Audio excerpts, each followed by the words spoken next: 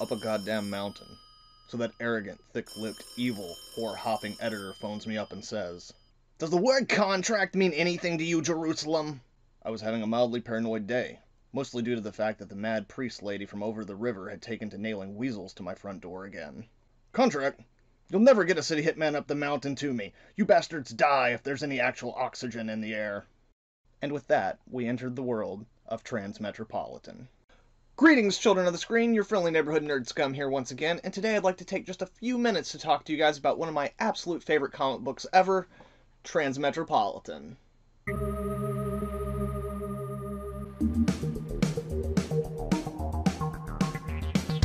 Transmetropolitan, published by DC's Vertigo, consists of 60 issues running from 1997 through 2002. Written by Warren Ellis, art by Derek Robertson, with inks by Rodney Ramos, and colors by Nathan Erling.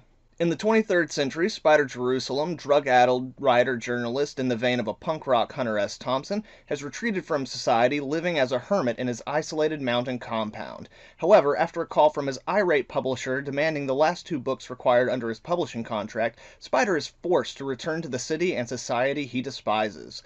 But not before blowing up the bastard's bar, the only human contact Spider has had for the last 5 years, commenting, "I hate it, everybody in it, and if I'm miserable, then everybody's miserable." Once back in the city, in order to support himself while writing his books, Jerusalem takes a journalism job at The World, the city's largest newspaper, under his old partner and editor, Mitchell Royce. His first story finds him covering the attempted secession by the transient movement, people who use genetic body modification based on alien DNA to become a completely different species, and therefore are forced to live in the Angels 8 slum district. However, Jerusalem uncovers corruption at the head of the transient movement when their leader, Fred Christ, is paid to incite a riot, provoking the police, who in turn use this as an excuse to clear the slums. As the riot rages, Jerusalem forces his way into a strip club, making for the roof for a better vantage point, and takes the story live all over the city, outing the brutality of the police force and the corruption of Fred Christ.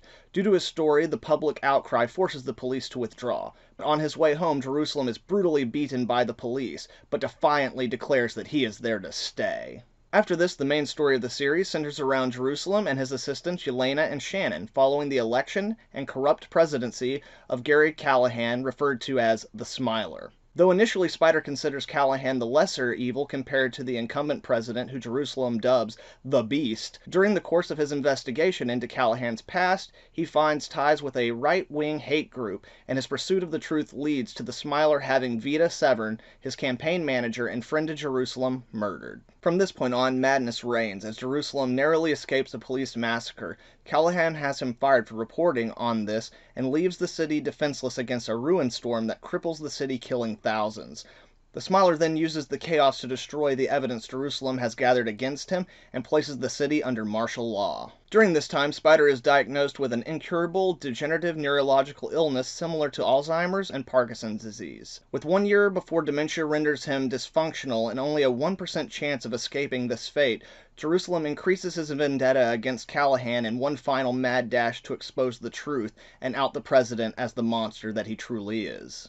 Warren Ellis' writing is superb, balancing the darkly comedic tone of the book perfectly with the well-defined, charismatic, but not always likable characters, intriguing and engrossing plot lines that fold into each other beautifully as the book reaches its climax in the final issues. And all these elements come together in a pitch-perfect way to convey the hilarity and bleak moral vertigo of the dystopian world in which this yarn is set. Likewise, Derek Robertson's artwork is absolutely fantastic, with simple character designs displaying hyper-real expressions to emphasize the comedic tone of the book, while his backgrounds are immensely intricate, conveying the complexity and chaos of the world of the city. When you combine all these elements together, what you are left with is a book that is an absolute must-read. Right on, guys, so that is Transmetropolitan, a book that is always prescient, and with its themes and subject matter, it is always relevant, but even more so in the crazy times that we've been living in here recently. But let me know if you've read this book before and what you thought about it down in the comments below. Also, if you like this video, please leave a like, share it with some friends, and if you're not subscribed, make sure to hit the subscribe so you can check out all the dope content I'll have coming out in the future. Thank you very much, children of the screen. I hope you all have a good one. Nerd scum, out. You rat bastard swine, are you listening to me? Read this fucking book! Do it.